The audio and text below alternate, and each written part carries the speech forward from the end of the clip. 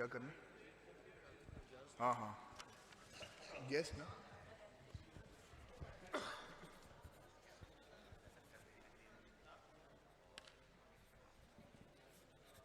बहुत शुक्रिया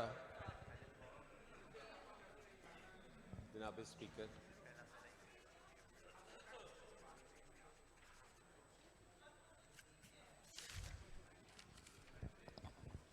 जी शाह साहब। शुक्रिया जनाब स्पीकर। जनाब स्पीकर मैं सॉरी मैं सब तो पहले तो जनाब नू और स्पीकर साहब नू मुबारकबाद पेश करदा इस हाउस नू मुकम्मल करन ते। और इतना खूबसूरत हाउस मेरे ख्याल किसी जगह ते भी मौजूद नहीं, किसी स्टेट असैम्बली दा और किसी भी कौमी असैम्बली का मेरा ख्याल है एशिया का एक खूबसूरत हॉल उसी जी। जनाब speaker,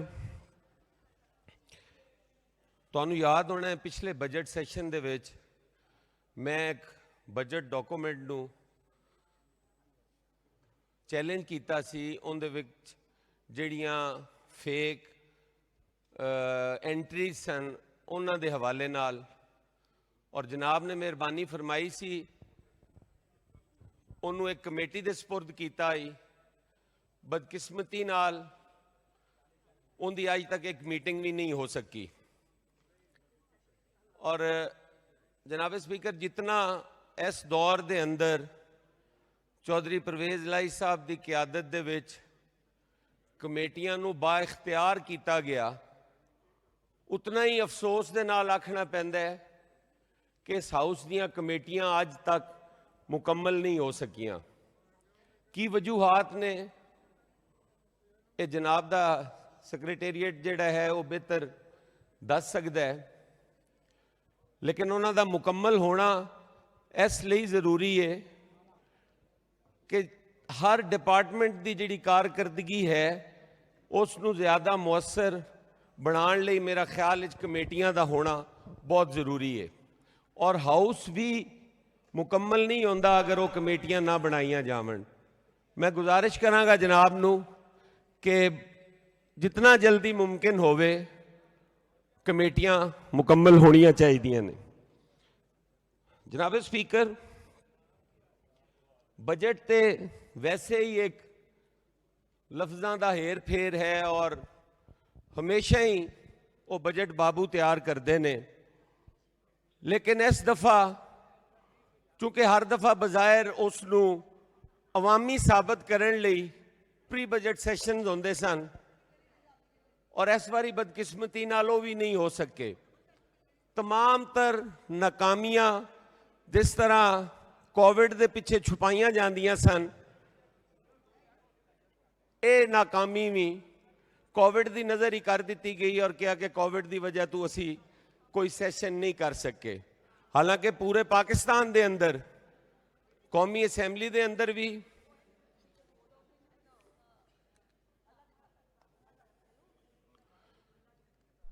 order in the house जी।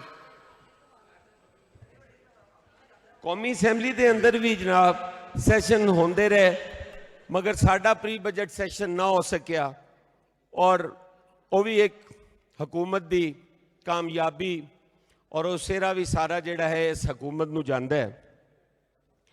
जनाब स्पीकर,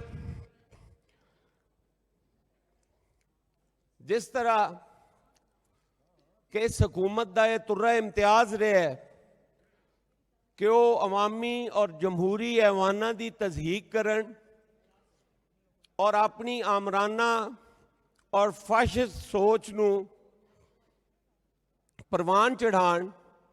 साडा एक बलदियाती सिस्टम सी, एक निज़ाम सी जिंदे मुंतखब नुमाइंदे, उस निज़ाम के अंदर हज़ार खामियां हो सकदियां ने, वो निज़ाम बुरा भी हो सकता है, उन्होंने रिफॉर्म्स उनके लियाइयां जा सकदियां सन, लेकिन साडी इस हुकूमत ने इस 12 करोड़ अवाम नू एक कूड़े के ढेर उत्ते बिठा दिता।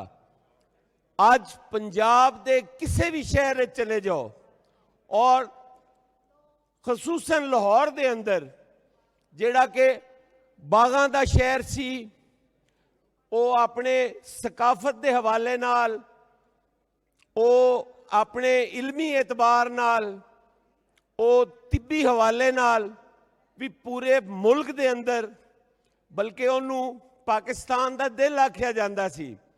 ਅੱਜ ਕਿਸੇ ਵੀ ਜਗ੍ਹਾ ਤੇ ਚਲੇ ਜਾਓ, ਤੁਹਾਨੂੰ ਅਸੈਂਬਲੀ ਦੇ ਅੰਦਰ ਵੀ ਕਚਰਾ ਨਜ਼ਰ ਆਏਗਾ ਔਰ ਅਸੈਂਬਲੀ ਤੋਂ ਬਾਹਰ ਵੀ ਕਚਰਾ ਨਜ਼ਰ ਆਏਗਾ।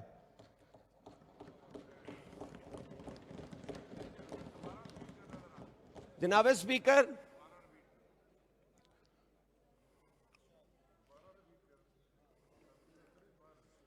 जनाब स्पीकर, एक सिस्टम नू खत्म कर देना, एक हज़ारां दी तादाद दे विच अवामी नुमाइंदियां नू बेख्तियार कर देना और उन्हां नू एक ही एग्जैक्टिव ऑर्डर ते घर गल देना, मैं समझना कि वो बहुत बड़ा भयानक मजाक है इस कौम दे नाल।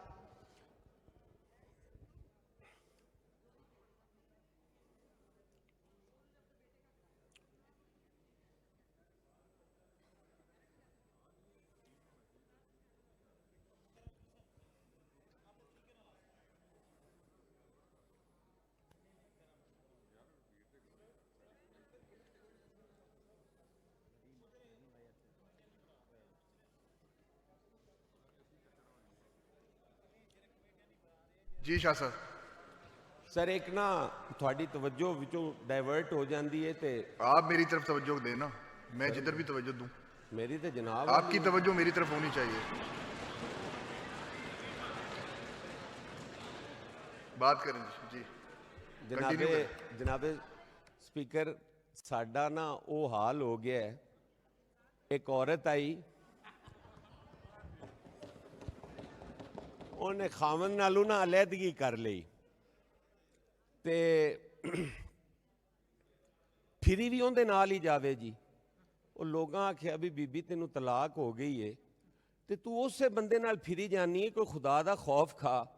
ਉਸ ਆਖਿਆ that was my husband, he is my friend। ਜਨਾਬ ਸਪੀਕਰ, ਇਹ ਹਾਲ ਹੈ ਇਸ ਹਕੂਮਤ ਦਾ ਤੇ ਨਹੀਂ, खास करके PTI ਦੇ ਉਹਨਾਂ ਜਵਾਨਾਂ ਦਾ ਜਿਨ੍ਹਾਂ ਨੇ ਖਾਨ ਨਾਲ ਇਖਤਲਾਫ ਵੀ ਕੀਤਾ ਹੈ ਔਰ ਆਂਦੇ ਨੇ ਕਿ ਅਸੀਂ ਖਾਨ ਦੇ ਫਾਲੋਅਰ ਖਾਨ ਦੇ ਹੀ ਆ, ਲੇਕਿਨ ਉਹਦੀਆਂ ਪਾਲਿਸੀਆਂ ਨਾਲ ਅਸੀਂ ਇਤਫਾਕ ਨਹੀਂ ਕਰਦੇ। ਜਨਾਬ ਸਪੀਕਰ, ਮੈਂ ਅਰਜ਼ ਕਰ ਰਿਹਾ ਸਾਂ ਬਲਦਿਆਤੀ ਨਿਜ਼ਾਮ ਦੇ ਹਵਾਲੇ ਨਾਲ। ਸਰ, ਬਲਦਿਆਤੀ ਨਿਜ਼ਾਮ ਦੇ ਹਵਾਲੇ ਨਾਲ ਮੈਂ ਗੁਜ਼ਾਰਿਸ਼ ਕਰ ਰਿਹਾ ਸਾਂ कि तुसी एक हज़ारां दी तादाद दे विच लोगां नू बेइख्तियार करके, गैर फाल करके एक एग्जैक्टिव ऑर्डर दे नाल उन्हां दी छुट्टी करा दित्ती और इतनी जल्दबाजी कीती कि एक निज़ाम, नवा एक निज़ाम ले आंदा, जिस निज़ाम नू तुहाडे इलैक्शन कमीशन ने भी रिफ्यूज कर दिता कि ये काबिले अमल ही नहीं है। फिर तुसी एक होर अटैम्प्ट कीती। इस दौरान सुप्रीम कोर्ट ऑफ पाकिस्तान का डिसीजन आया और उन्होंने उन्होंने बहाल कर दिता। मैं इस ऐवान दे विच बैठे हुए एक एक बंदे को पूछना कि असी इत्थे जिहड़ा बैठे हाँ, असी किसे आइन दे ताबे बैठे हाँ, असी इत्थे किसे अदालत नूं असी तस्लीम नहीं करना, असी किहड़े आइन की पासदारी कर रहे हैं कि असी किसे अदालती हुक्म की भी पासदारी नहीं करते और असी खुल्लम खुल्ला उनकी वायलेशन करने आ। जो सुप्रीम कोर्ट ऑफ पाकिस्तान ने बलदियाती सिस्टम नू बहाल किया, क्या किसी भी हुकूमत की यह जुर्रत होनी चाहिए कि उस हुक्म नू ओबे ना किया जाए? क्या तुसी इस मुल्क दे विच अफरा तफरी चाहते हो? क्या तुसी इस मुल्क दे विच इंतशार चाहते हो? क्या तुसी चाहते हो कि सुप्रीम कोर्ट के उन्होंने ऑर्डर्स के नाल वो लोग जाके और तुहाडी ज़िलई इंतजामिया के खिलाफ जंग लड़न, वो जबरदस्ती उन्होंने दफ्तरां ते कब्जा करन, वो जबरदस्ती अपने इख्तियारात का इस्तेमाल करन? क्या तुसी इस मुल्क दे विच इंतशार चाहते हो? तुहाडी इस हुकूमत ने सुप्रीम कोर्ट ऑफ पाकिस्तान की भी तौहीन की, अवामी मैंडेट की भी तौहीन और मजाक उड़ाया। मैं अज उन्होंने तमाम बलदियाती इदारियां के सरबराहान नूं आखना कि वह जावन, वह बाइख्तियार ने, वह सुप्रीम कोर्ट के ऑर्डर्स नाल बहाल ने, ਉਹ ਆਪਣੇ ਆਪਣੇ ਦਫ਼ਾਤਰ ਦਾ ਚਾਰਜ ਵੀ ਲਵਣ ਔਰ ਅਵਾਮੀ ਖਿਦਮਤ ਵੀ ਕਰਨ। ਕਿਸੇ ਵੀ ਆਮਰਾਨਾ ਸੋਚ ਨੂੰ ਜਨਾਬੇ ਸਪੀਕਰ ਕਦੀ ਵੀ ਕਾਬਲੇ ਕਬੂਲ ਨਹੀਂ ਕੀਤਾ ਜਾ ਸਕਦਾ ਔਰ ਉਹਦੀ ਜ਼ਿੰਮੇਦਾਰ ਇਹ ਹਕੂਮਤ ਹੋਏਗੀ। ਅਗਰ ਕਿਸੇ ਜਗ੍ਹਾ ਤੇ ਵੀ ਕੋਈ ਗਮਲਾ ਟੁੱਟੇਗਾ ਤੇ ਉਹਦਾ ਜ਼ਿੰਮੇਦਾਰ ਵਜ਼ੀਰ ਆਲਾ ਪੰਜਾਬ ਹੋਏਗਾ, ਕਿਉਂਕਿ ਉਹ ਇੱਕ ਅਦਾਲਤ ਦੇ ਹੁਕਮ ਨਾਲ ਜਾ ਕੇ ਆਪਣੇ ਦਫ਼ਤਰਾਂ ਦੇ ਚਾਰਜ ਲੈਣਗੇ। ਇਹ ਕੌਣ ਹੁੰਦੇ ਨੇ ਉਹਨਾਂ ਨੂੰ ਰੋਕਣ ਵਾਲੇ? ਇਹ ਕੌਣ ਹੁੰਦੇ ਨੇ ਜਿਹੜਾ ਇਹ ਆਖਣ ਕਿ ਕਿਸੇ ਜਗ੍ਹਾ ਤੇ ਸਫਾਈ ਨਾ ਹੋਵੇ, ਕਿਸੇ ਜਗ੍ਹਾ ਦੇ ਉੱਤੇ ਕੋਈ ਤਰੱਕੀਆਤੀ ਕੰਮ ਨਾ ਹੋਵੇ? ਕਿਤਨਾ ਸ਼ਰਮ ਦਾ ਮੁਕਾਮ ਹੈ ਜਨਾਬ ਸਪੀਕਰ ਕਿ ਤੁਹਾਡੇ ਕੋਲ ਕੋਈ ਪ੍ਰੋਵਿੰਸ਼ੀਅਲ ਫਾਈਨਾਂਸ ਕਮਿਸ਼ਨ, ਕੋਈ ਅਵਾਰਡ ਹੀ ਨਹੀਂ ਹੋਇਆ। ਕੋਈ ਤੁਸੀਂ ਕਿਵੇਂ ਪੈਸੇ ਤਕਸੀਮ ਕਰ ਰਹੇ ਜੇ? क्या एक खजाना जेड़ा है एक किसी दी आबाई जागीर है, एक किसी दी जायदाद है कि वो जिन्हों दिल करे जितने फंड्स दे देवे और जिनकी दिल करे वो ऑक्सीजन बंद कर देवे? क्यों जनाब स्पीकर? आज अद्धा पंजाब ओपोजिशन में बैठा होया है, 6-7 आदमियों की तुहाडी अक्सरीयत है, तुसी अद्धे पंजाब दे तरक्याती काम रोके हुए ने। की वजह है? क्यों रोके नो तरक्याती जेड़े मनसूबे सन? क्या मेरा हक नहीं बनता कि मेरे लोगों की डिवेलपमेंट होवे? क्या मेरा हक नहीं बनता कि मेरिया सड़कां बनन? क्या मेरा हक नहीं बनता कि मेरे स्कूल्स अपग्रेड होवन, मेरे कॉलेजेस यूनिवर्सिटीज बनन? क्या मेरा हक नहीं बनता कि सेहत के जेड़े मामलात ने वो मेरे हल्के च भी होवन? क्यों मैनू फंड्स नहीं दिते जाते? की वजह है मैनू फंड्स ना देवन दी? क्या मैं टैक्स पेयर नहीं हाँ? क्या मेरे हल्के दे लोग टैक्स पे नहीं करते? जनाब स्पीकर ए तासुब दे उत्ते कायम हुकूमत है, इन्हां कोल कोई अवामी मैंडेट नहीं है। ये जनाब स्पीकर एक पोलिटिकल सिस्टम नू कमजोर करके, पोलिटिकल पार्टीज नू तोड़ के इस हुकूमत का ढांचा खिलारिया गया है। किवें इन्हां नू तस्लीम कर लिया जाए? और जनाब स्पीकर अगर इन्हां दी असलीयत, इन्हां दे चेहरे इन्हां नू विखाए जावन ते फिर ये उहदे ते एहतजाज करते हैं। फिर जो कौमी असैम्बली दे अंदर होया क्या वो कोई जमहूरी रवैया सी? पहली हुकूमत वेखी है जनाब स्पीकर जिहड़ी ओपोजिशन ते हमले कर रही है। पहली हुकूमत वेखी है जिहड़ी किताब दे तकद्दुस नू पामाल कर रही है। पहली हुकूमत वेखी है जिहड़ी गाली गलोच दे कल्चर नू फरोग दे रही है। जनाब स्पीकर ए ज्यादतियां ने इत्थे बजट दे अदादो शुमार की तुसी ये किताब पास करनी है, पूरी किताब चुक के तुसी इहनू पास कर देना है। साडे बैठा होया एक मैंबर ये ताकत नहीं रखता कि असी इहदा एक सफा भी बल्कि एक फिगर भी असी कह देवीए कि असी पास नहीं करते। जनाब स्पीकर तुसी मेरा वो चैलेंज डॉक्यूमेंट जिहड़ा है वो कमेटी दे सपुर्द कीता है, उहदे बावजूद बजट पास हो के कमेटी दी एक मीटिंग नहीं हो सकी। जनाब स्पीकर इस निज़ाम नू दुरुस्त होना चाहिए।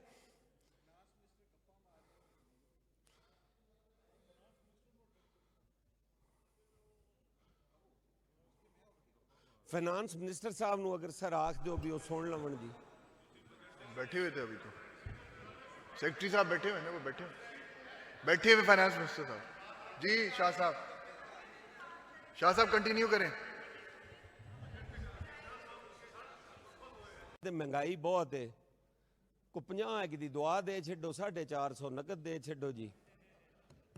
वो पीर साहब ने दुआ दी तो मिरासी बकाए की जुस्तजू की तो पीर साहब आख्या यार गलती नाल दुआ 500 की दे बैठा तो तू इंज कर अपना 50 रख ला, 450 मैनू दे दे। साडी हुकूमत का भी यही हाल है जी, 10% तनख्वाह वधाई ने जी ते कोई 50 एक किस्म के ना टैक्स ठोक दिते ने। ਉਹ ਵਿਚਾਰਿਆਂ ਨੂੰ ਕੋਈ ਪੱਲਿਓਂ ਹੀ ਦੇਣਾ ਪਾਉਣਾ, ਬਚਦੀ ਸ਼ੈ ਕੋਈ ਨਹੀਂ ਉਹਨਾਂ ਨੂੰ। ਸ਼ਾਹ ਸਾਹਿਬ ਤੁਸੀਂ ਵੀ ਪੀਰ ਤੋਂ ਜੀ? ਤੁਸੀਂ ਪੀਰ ਸਾਹਿਬ ਦੀ ਗੱਲ ਕਰੋ, ਤੁਸੀਂ ਵੀ ਪੀਰ ਤੋਂ ਜੀ? ਮੈਂ ਪੀਰ ਹਾਂ ਪਰ ਮੈਂ ਨਾਨ ਪ੍ਰੈਕਟਿਸਿੰਗ ਪੀਰ ਹਾਂ। ਅੱਛਾ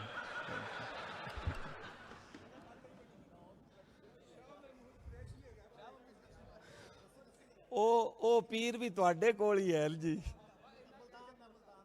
नहीं मैं हूँ अगर तोड़ तक एड्रैस भी दस आवा। जनाब स्पीकर इन्हां हालात दे विच साडा मुल्क चल रहा है और मैं समझना कि बड़ा ये भयानक मजाक है। तारीख सानू वेख रही है और तारीख लिखी भी जा रही है और ये बड़ी बेरहम है। जनाब चेयरमैन, जनाब स्पीकर, इत्थे जनरल ज़ियाउल हक दा भी तूती बोलदा आई, इत्थे मुशर्रफ दा भी तूती बोलदा आई और मुक्के लहरा लहरा के आखदा आई। और मेरे ख्याल च इन्हां च काफ़ी दोस्त भरा साडे उहदे नाल भी बैठे सन और कहंदा अज उन्हां दा सर इत्थे नाम ही कोई नहीं। कोई ऐसे काम कर जावन जिंदे नाल इन्हां नूं तारीख भी याद रखे और ये तारीख दा हिस्सा भी रहन।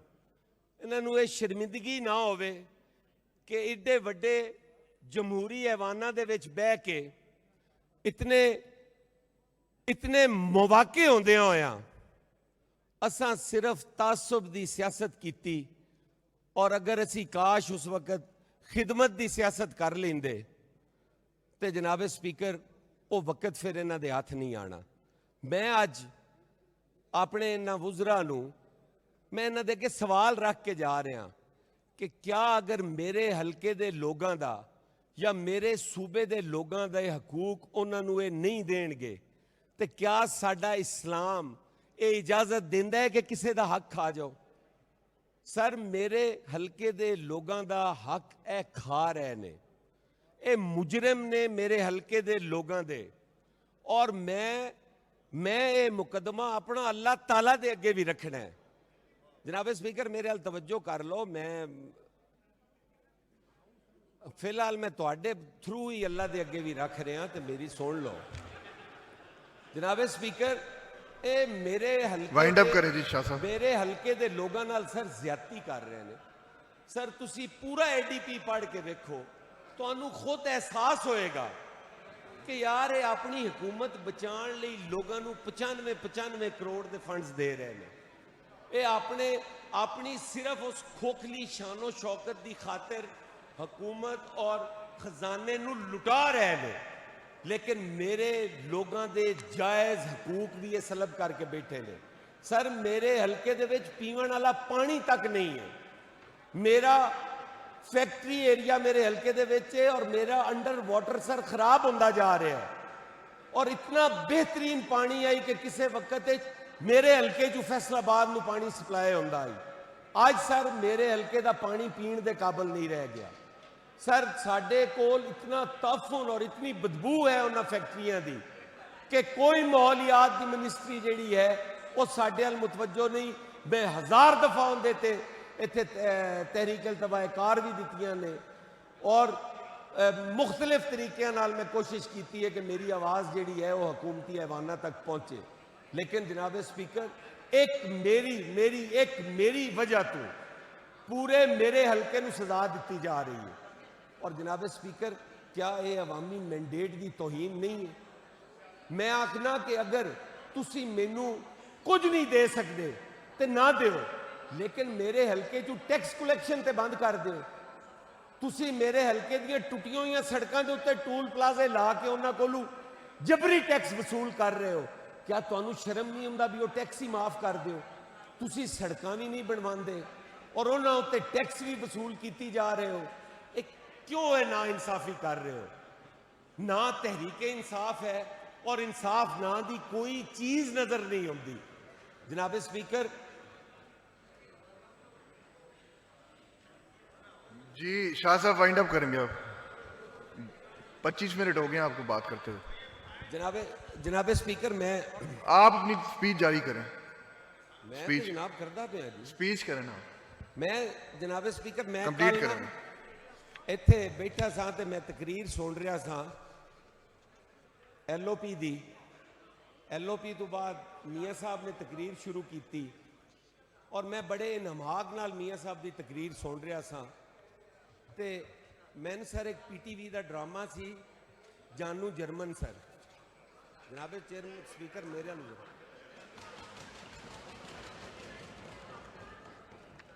जनाब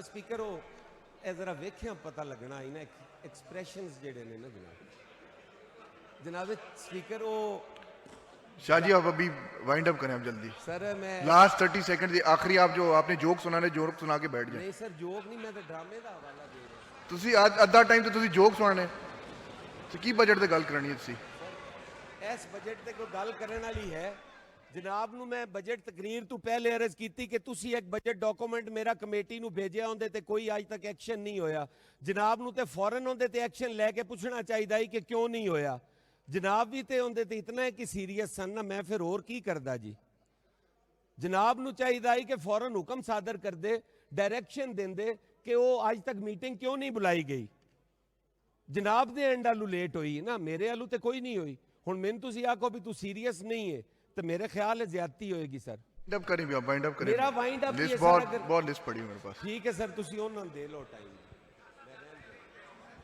जी बहुत मेहरबानी सर बहुत मेहरबानी जी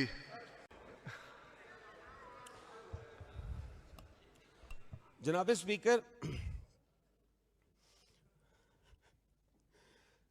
जनाब स्पीकर बजट ਦੇ ਅੰਦਰ 10% ਤਨਖਾਹਾਂ ਦੇ ਵਿੱਚ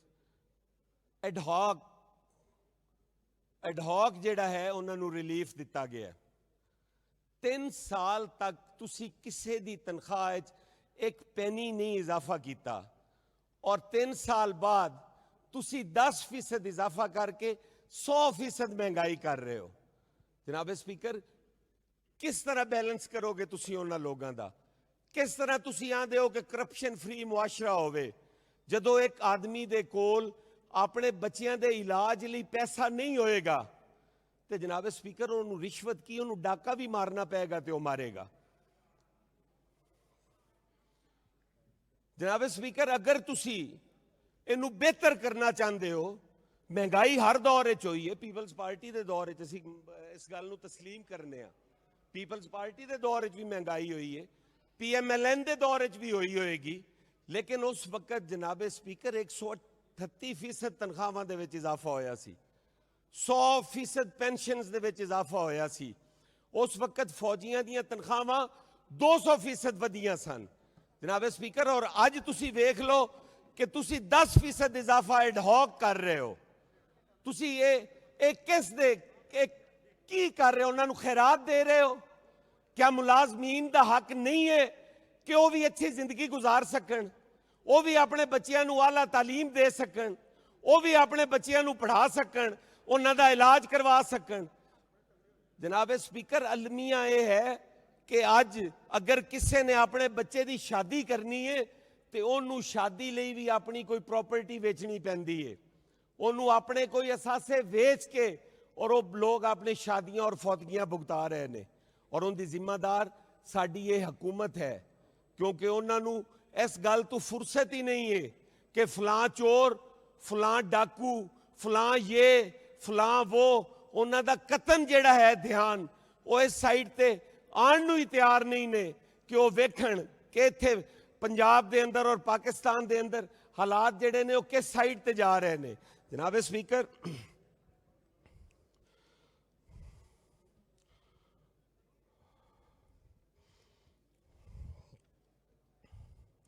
मैं जनाब की तवज्जो जनाब स्पीकर दिवावांगा साडी हुकूमत के बड़े दावे ने कि असी बड़ा अच्छा काम कर रहे हैं और हर चीज़ जिहड़ी वो बड़ी ठीक जा रही है तमाम जिहड़े लोग ने बड़े खुशहाल ने मैं एक छोटा जिहा सवाल जनाब दे अगे रखना कि क्या असैंबली के बाहर सानू वो प्रोटेस्ट रोज़ नज़र नहीं आते ਜਿਹੜੇ ਕਦੀ ਐਪਕਾ ਵਾਲੇ ਸੜਕਾਂ ਤੇ ਆਏ ਹੁੰਦੇ ਨੇ ਉਹ ਯਾਰ ਐਪਕਾ ਦਾ ਤੇ ਕਰ ਲਓ ਉਹਦੇ ਤੇ ਤੁਹਾਡੀ ਹਕੂਮਤ ਚਲਦੀ ਪਈ ਏ ਉਹ ਕਲਰਕੀ ਤੇ ਚਲਾ ਰਹੇ ਨੇ ਹਕੂਮਤ ਉਹ ਕਲਰਕੀ ਤੇ ਇੱਕ ਐਸਾ ਪੁਰਜ਼ਾ ਹੈ ਤੁਹਾਡੇ ਅੰਦਰ ਜਿਹੜਾ ਤੁਹਾਡੀ ਬਿਊਰੋਕ੍ਰੇਸੀ ਨੂੰ ਵੀ ਚਲਾਉਂਦਾ ਹੈ ਜਿਹੜਾ ਤੁਹਾਨੂੰ ਵੀ ਚਲਾ ਰਿਹਾ ਹੈ ਔਰ ਤੁਹਾਡੀ ਉਹ ਨਾਲ ਤਵੱਜੋ ਹੀ ਕੋਈ ਨਹੀਂ ਕਦੀ ਸਰ ਐਪਕਾ ਵਾਲੇ ਬਾਹਰ ਆਏ ਹੁੰਦੇ ਨੇ ਪੀਐਚਐਫਐਮਸੀ ਵਾਲੇ ਜਿਹੜੇ ਨੇ परवेज इलाही साहब का मनसूबा सी और मैं on the floor of the house किया तो चौधरी साहब ने उससे फरमाया, फिर लॉ मिनिस्टर साहब ने किया कि उन्होंने मुतालबात बड़े जायज़ ने। सर वो 17 साल तू नौकरी कर रहे ने और 18,000 19,000 20,000 उन्होंने तनख्वाह है। जेडे साडे BHU ते बांदर नचते आन ਉੱਥੇ ਅੱਜ ਜਾ ਕੇ ਵੇਖੋ ਤੇ ਉਹ ਆਬਾਦ ਨੇ, ਲੋਕਾਂ ਨੂੰ ਕੋਈ ਗੋਲੀ ਮਿਲ ਰਹੀ ਹੈ, ਕੋਈ ਟੀਕਾ ਲੱਗ ਰਿਹਾ ਹੈ, ਕੋਈ ਉਹਨਾਂ ਦਾ ਇਲਾਜ ਹੋ ਰਿਹਾ ਹੈ। ਉਹ ਵਿਰਾਨ BHUs ਉਹਨਾਂ ਆਬਾਦ ਕੀਤੇ ਔਰ ਅੱਜ 17 ਸਾਲ ਤੋਂ ਬਾਅਦ ਉਹਨਾਂ ਨੂੰ ਵੀ ਨੌਕਰੀਆਂ ਤੋਂ ਫਾਰਗ ਕੀਤਾ ਜਾ ਰਿਹਾ ਹੈ। ਜਨਾਬ ਸਪੀਕਰ, ਇਹ ਕਿਸ ਕਿਸਮ ਦੀ ਹਕੂਮਤ ਹੈ ਕਿ ਜਿਨ੍ਹਾਂ ਤੋਂ ਨਾ ਓਪੋਜੀਸ਼ਨ ਬਰਦਾਸ਼ਤ ਹੁੰਦੀ ਹੈ, ਨਾ ਇਹਨਾਂ ਤੋਂ ਆਵਾਮ ਬਰਦਾਸ਼ਤ ਹੁੰਦੀ ਹੈ, ਨਾ ਇਹ ਕਿਸੇ ਚੀਜ਼ ਨੂੰ ਠੀਕ ਕਰਨਾ ਚਾਹੁੰਦੇ ਨੇ। 3 ਸਾਲ ਗੁਜ਼ਰ ਗਏ ਨੇ, ਇਹ ਮਜਮੂਈ ਤੌਰ ਤੇ ਚੌਥਾ ਬਜਟ ਅੱਜ ਦੇ ਰਹੇ ਹਾਂ ਜੀ, ਔਰ ਕੋਈ ਇੱਕ ਚੀਜ਼ ਇਹ ਕਹਿ ਦੇਣ ਕਿ ਅਸੀਂ ਟਰੈਕ ਤੇ ਚੜਾ ਦਿੱਤੀ ਹੈ, ਕੋਈ ਚੀਜ਼ ਇੱਕ ਚੀਜ਼ ਇਹ ਕਹਿ ਦੇਣ ਅਸੀਂ ਠੀਕ ਕਰ ਦਿੱਤੀ ਹੈ, ਓਪੋਜੀਸ਼ਨ ਇਹਨਾਂ ਨੂੰ ਜਵਾਬ ਦੇਗੀ, ਅਸੀਂ ਜਵਾਬ ਦੇ ਹੋਵਾਂਗੇ। ਸਰ ਕੋਈ ਚੀਜ਼ ਠੀਕ ਨਹੀਂ, ਸਿਰਫ ਗਾਲਮ ਗਲੋਚ ਜਿਹੜੀ ਹੈ ਉਹ ਹੋ ਰਹੀ ਹੈ, ਇਸ ਤੋਂ ਇਲਾਵਾ ਕੋਈ ਕੰਮ ਨਹੀਂ ਹੋ ਰਿਹਾ। ਮਹਿਕਮਾ ਤਾਲੀਮ ਸਰ, ਉਹਨਾਂ ਦੇ ਜਿਹੜੇ ਮੁਲਾਜ਼ਮੀਨ ਨੇ ਸਰ, ਉਸਤਾਦ ਦਾ ਵੀ ਕੋਈ ਕੰਮ ਹੈ ਕਿ ਉਹਨੂੰ ਧੱਕੇ ਦਿੱਤੇ ਜਾਵਣ? ਉਹ ਤੇ ਮਾਮਾਰ ਹੈ ਜਨਾਬੇ ਸਪੀਕਰ, ਇਸ ਕੌਮ ਦਾ ਮੁਸਤਕਬਲ ਉਹਦੇ ਹੱਥ 'ਚ ਹੈ। ਉਹ ਸਾਰਾ ਦਿਨ ਬਾਹਰ ਬੈਠੇ ਸੜਕਾਂ ਤੇ ਇਤਜਾਜ ਕਰ ਰਹੇ ਨੇ। ਇੱਕ ਕਿਸੇ ਵਜ਼ੀਰ ਨੂੰ ਇਤਨੀ ਜ਼ਹਿਮਤ ਨਹੀਂ ਹੋਈ ਕਿ ਉਹ ਜਾ ਕੇ ਉਹਨਾਂ ਨੂੰ ਸੁਣ ਲਵੇ, ਉਹਨਾਂ ਕੋਲੋਂ ਪੁੱਛ ਲਵੇ ਕਿ ਅਸੀਂ ਕਰਨਾ ਕੀ ਹੈ, ਤੁਹਾਡੇ ਮੁਤਾਲਬੇ ਕੀ ਨੇ, ਸਾਨੂੰ ਦੱਸ ਦਿਓ ਵੀ ਇਹ ਸਾਨੂੰ ਚਾਹੀਦਾ, ਅਸੀਂ ਤੁਹਾਨੂੰ ਦੇ ਦਈਏ। ਸਰ ਕਿਸੇ ਨੂੰ ਕੋਈ ਜ਼ਰੂਰਤ ਨਹੀਂ ਹੁੰਦੀ। ਗੁਜ਼ਾਰਿਸ਼ ਸਰ ਇੰਨੀ ਹੈ ਕਿ ਇਸ ਬਜਟ ਦੇ ਵਿੱਚ ਜਿੰਨਾ ਕੁਝ ਕਿਸੇ ਨੂੰ ਦਿੱਤਾ ਗਿਆ ਹੈ, ਮੇਰਾ ਖਿਆਲ ਹੈ ਉਸ ਨਾਲੋਂ ਜ਼ਿਆਦਾ ਵਾਪਸ ਲੈ ਲਿਆ ਗਿਆ ਹੈ। ਤੇ ਮੈਨੂੰ ਜਨਾਬੇ ਸਪੀਕਰ ਇੱਥੇ ਇੱਕ ਮਿਸਾਲ ਆਈ, ਇੱਕ ਪੀਰ ਸਾਹਿਬ ਸਨ ਜਨਾਬੇ ਸਪੀਕਰ, ਉਹਨਾਂ ਦੇ ਕੋਈ ਬੱਚੇ ਬੁੱਚੇ ਦੀ ਸ਼ਾਦੀ ਆਈ, ਉਸ ਤੇ ਜਦੋਂ ਸ਼ਾਦੀ ਖਤਮ ਹੋ ਜਾਵੇ, ਸਾਡੇ ਪਿੰਡਾਂ ਦਾ ਕਲਚਰ ਹੈ ਸਰ, ਉੱਥੇ ਕੰਮੀ ਆਪਣਾ ਆਪਣਾ ਲਾਗ ਲੈਣ ਲਈ ਆ ਜਾਂਦੇ ਨੇ।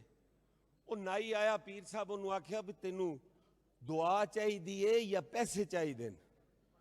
ਉਸ ਵਿਚਾਰੇ ਨੇ ਥੋੜਾ ਜਿਹਾ ਇਨਕਿਸਾਰੀ ਨਾਲ ਕੰਮ ਲਿਆ, ਉਹਨਾਂ ਆਖਿਆ ਵੀ ਜਨਾਬ ਪੈਸਿਆਂ ਨੂੰ ਕੀ ਕਰਨਾ ਹੈ, ਪੀਰਾਂ ਦੀਆਂ ਤਾਂ ਦੁਆਵਾਂ ਹੀ ਬੜੀਆਂ ਨੇ, ਕੋਈ ਦੁਆ ਸ਼ਵਾ ਦਿਓ। ਪੀਰ ਸਾਹਿਬ ਦੁਆ ਦਿੱਤੀ, ਉਹ ਨਾਈ ਵੀ ਫਾਰਗ ਹੋ ਗਿਆ। ਕੋਈ ਕੁਮਾਰ ਆ ਗਿਆ, ਉਹਨੂੰ ਵੀ ਦੁਆ ਦਿੱਤੀ, ਫਾਰਗ ਕਰ ਦਿੱਤਾ। ਉਹ ਮਿਰਾਸੀ ਵਿਚਾਰਾ ਇੱਕ ਆਇਆ, ਉਸ ਆਖਿਆ ਪੀਰ ਸਾਹਿਬ ਆਖਿਆ ਵੀ ਦੁਆ ਚਾਹੀਦੀ ਜਾਂ ਪੈਸੇ? ਉਸ ਆਖਿਆ ਜੀ ਮਹਿੰਗਾਈ ਬੜੀ ਹੈ, ਹਾਲਾਤ ਬੜੇ ਖਰਾਬ ਨੇ, ਇਹਨੂੰ ਵੀ ਦੁਆ ਹੀ ਦਿਓ।